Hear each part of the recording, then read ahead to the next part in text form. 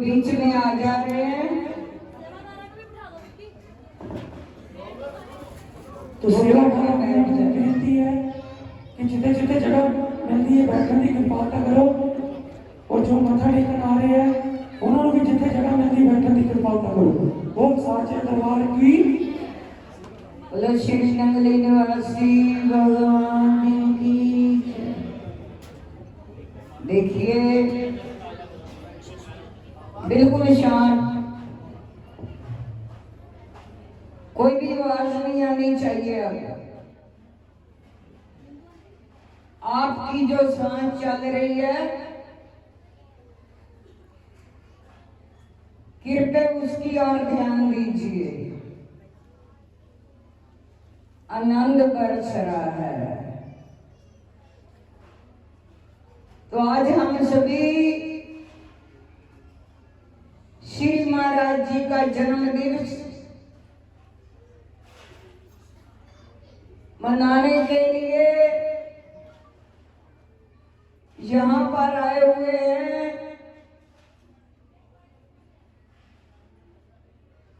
तो आज ये बसंत पंचमी पर जो महाराज जी का जन्म दिवस मनाया जाता है, केवल फगवाड़ा में नहीं, ऑल वर्ल्ड में जितने भी शहर हैं, गांव हैं, महाराज जी का जन्म दिवस बड़ी धूमधाम से मनाया जाता है। और हमारे कितने अच्छे भाग्य हैं कि ऐसे महापुरुषों के जन्म दिवस हम लोग मना रहे हैं। हमारी क्या औकात है कि हम महाराज जी का जन्म दिवस मनाएं। वो कहते मेरा रोज जन्म दिवस मनाया करो। आज मेरी कई बहनों ने कहा भाई जी उस दिन हमने केक मंगाकर काटा, 4 केक तो उस दिन ही काट लिए। कोई कहने लगा कि हमारी ओर से काटना ही काटना है। मैंने कहा चलो भाई ठीक है। तो जिन्होंने घर घर में महाराज जी का जन्म दिवस मनाया तो वो तो भाग्यशाली जीव हैं जिनको अपने गुरुदेव का जन्म दिवस याद है। वो कहते हैं रोज मेरे साथ मनाया करो, रोज मेरे साथ मनाया करो, रोज महाराज जी को अपने हृदय में बिठाकर भोग लगाया करो। हमारा तो सजदा ही हर पल हर क्षण होता है। जब आंखें सजदे में झुक जाती हैं तो समझ लीजिए कि सजदा हो गया। मुझे कई बार एक किसी भाई ने कहा हम तो किसी को मानते नहीं भी। मैंने कहा नहीं मानते? कहते नहीं भाई हम तो किसी को नहीं मानते, किसी को सजदा नहीं करते, किसी के आगे सर नहीं झुकाते। मैंने कहा देवी देवताओं के आगे तो सर अपने आप ही झुक जाता है, झुकाओ चाहे ना झुकाओ। कहते झुका दो सर उसी को जो कोई तेरे सामने आ जाए। आज कितने लोग आए हैं, सबको सजदा कर दो। ना पता किस में नारायण रहते हैं, है तो सब में, लेकिन प्रगट कहीं कहीं पर है। झुका दो सर उसी को जो कोई सामने आ जाए। अगर सजदाई करना है तो खुदा तो फिर सब में रहता है, खुदा तो सब में रहता है। अगर सजदाई करना है, मैंने कहा कब कब आप सजदे में झुक जाते हो? जब आप जल लेते हो, जल को एक देवता कहा गया है। जल को ऐसे पी लेते हो कि थोड़ा सा झुककर पीते हो। गिलास लेते हो तो जल को थोड़ा सा झुककर पीना पड़ता है। आंखें जो हैं, पलकें जो हैं, वो झुक जाती हैं, वो सजदे में झुक जाती हैं। तो जल देवता की पूजा होगी ना। महाराज जी ने बहुत आसान तरीका बता दिया मेरी पूजा कैसे कैसे करते। मुख में तिरास लाते हो, थोड़ा सा कहते जीव हो जाता है, ऐसे हो जाता है, सीधा भी नहीं होकर खाता, थोड़ा सा झुक जाता है। ग्रास जब मुख में डाला जाता है तो आंखों की पलकें जो होती हैं वो झुक जाती हैं, सजदा हो जाता है, अन्न देवता को सजदा हो जाता है। फिर हम कहे हम सजदा नहीं करते। सजदा तो तुम करो या ना करो, वो अपने आप करवा लेता है कि मेरे को सजदा करो, पूजा करो। ये पूजा करने की एक विधि है। तो हर हृदय में जिसका निवास है उसको सजदा क्यों नहीं करते हो? हर हृदय में जिसका निवास है उसको भी सजदा करो।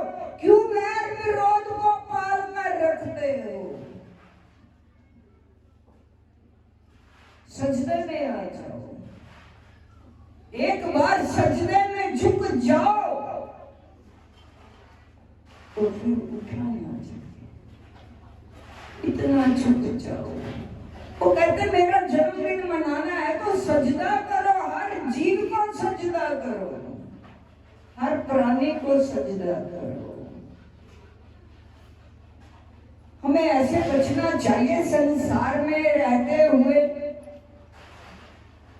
जीव कहता मैं फंस गया, लेकिन नहीं, मैं तो अपने जो मेरे भीतर गुजरता है ना, मैं तो वो बात करती हूँ हमेशा जो मेरे संग होता है। आप लोग क्रिकेट देखते हो ना, क्रिकेट का मैच, उसमें 11 खिलाड़ी होते हैं, 2 खिलाड़ी विकेटों में घूमते हैं। चौका छिक्का कहां पर लगा? हमने भी चौके छिक्के लगाने हैं आज भाई, मैंने आपसे लगवाने हैं, बाकी आपकी इच्छा है कैसे खेल खेलोगे।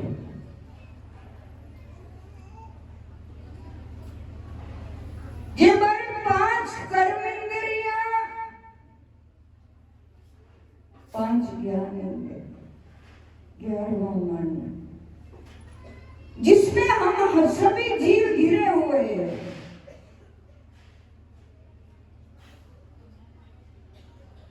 और गुरुदेव ने ऐसी हमें बोल दी है शब्द की कि 2 विकेटों में चलाओ, नाभि से लेकर त्रिकुटी तक हमारी ये 2 विकेटें हैं। नाभि से श्वास उठता है, त्रिकुटी तक जाता है। जब श्वास उठे मन को पीछे लगा दो, क्योंकि ध्यान लगता नहीं है। हम कहते हैं हमारा ध्यान नहीं लगता, इतने इतने साल हो गए हमें गुरु मंत्र लिए हुए। मैं तो कहती हूँ पलक झपको और आपको उसका दीदार हो जाए। तो ये श्वास जब नाभि से उठकर ऑक्सीजन हम भीतर लेकर जाते हैं तो अपने वो शब्द रूपी मंत्र जो हमें मिला हुआ है उन विकेटों में खेलिए। ये श्वास चल रहा है, तुम नहीं चला रहे। ये हाथ तुम उठा रहे हो, ये पलकें तुम झपक रहे हो, ये श्वास तुम चला रहे हो, तुम्हारे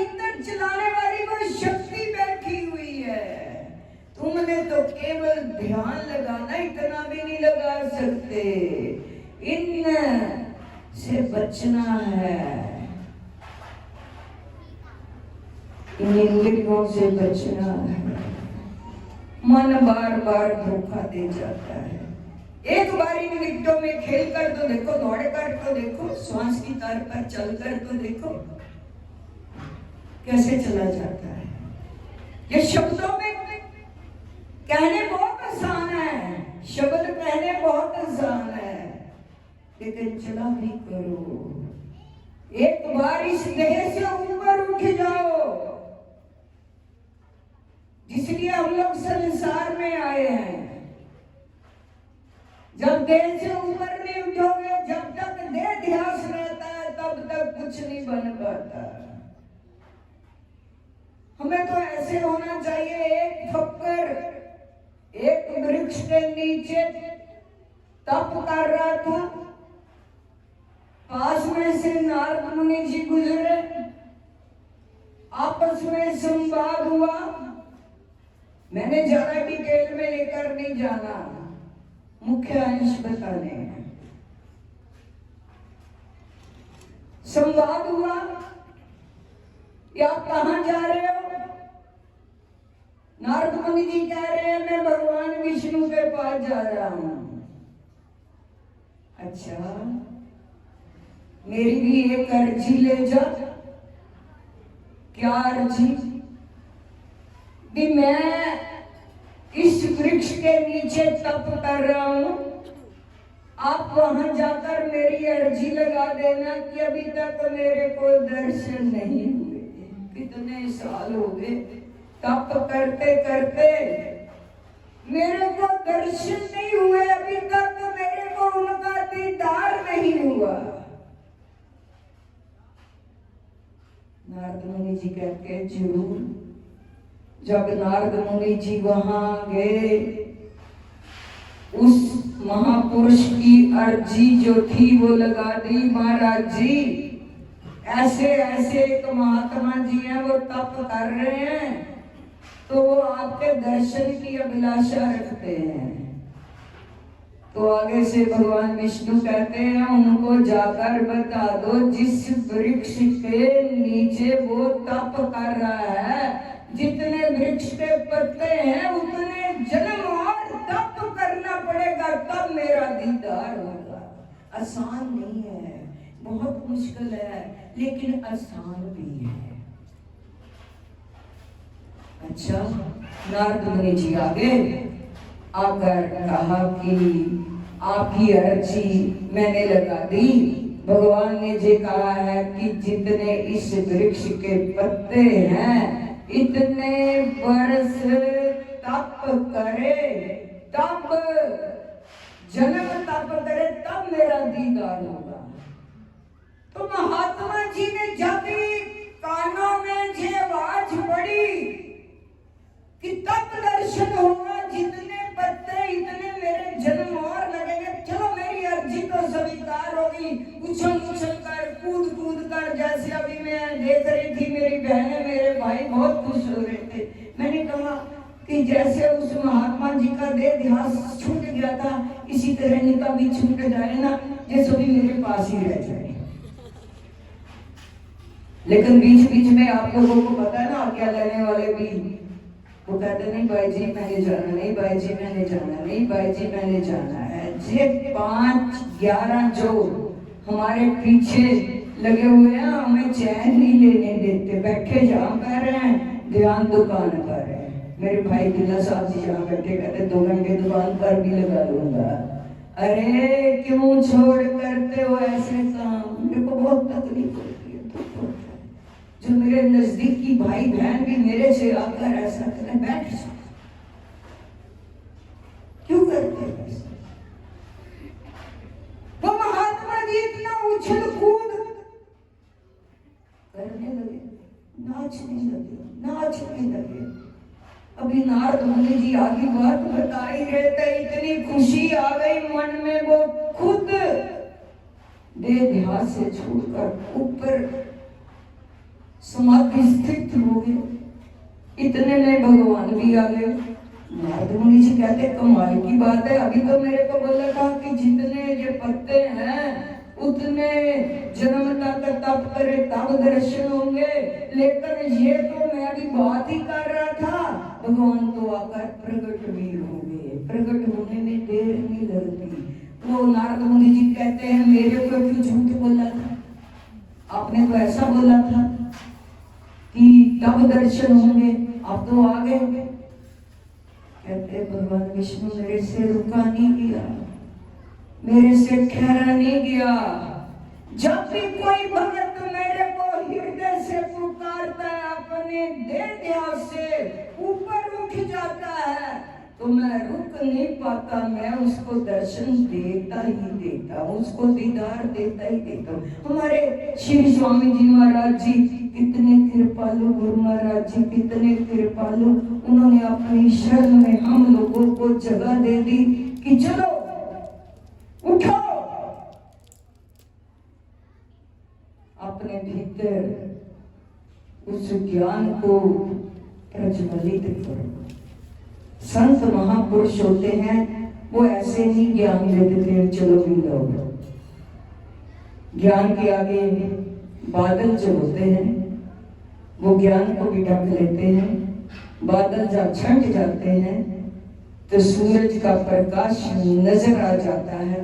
इसी तरह से महापुरुष हमारी अज्ञानता को हरते हैं कि अब देखो ये सामने तेरे प्रकाश ही प्रकाश है, करो राज्य के दीदार अपने भीतर जाकर। क्यों बार ठोकरें खाते हो अंधेरे में? अंधेरे में तो ठोकरे है ना। प्रकाश में यात्रा करनी हो तो प्रकाश में करनी चाहिए। और इन 11 से बच कर अपनी जिंदगी को जो चलाता है वो आनंद के उसके भीतर फुहारे फूट पड़ते हैं, वो उन्हीं में अलमस्त रहता है। ऐसा जीवन जीना चाहिए। जीने का आनंद ही वो है, जीने की कला आ जाती है। फिर गुरुदेव का एक हमें कवर मिल जाता है। जैसे कई बार मैंने बहनों से पूछा, पानी पुनी डालती रहती है बाजू पे, कहती हमारी वाटर प्रूफ घड़ी है, इस पे पानी का असर नहीं होता, वाटर प्रूफ है।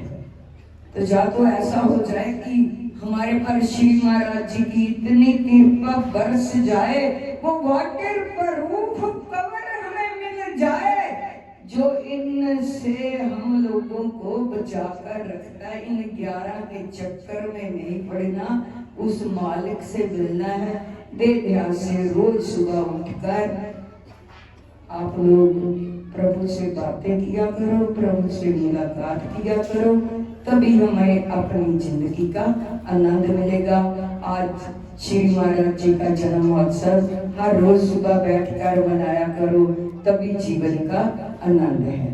बोले साचे दरबार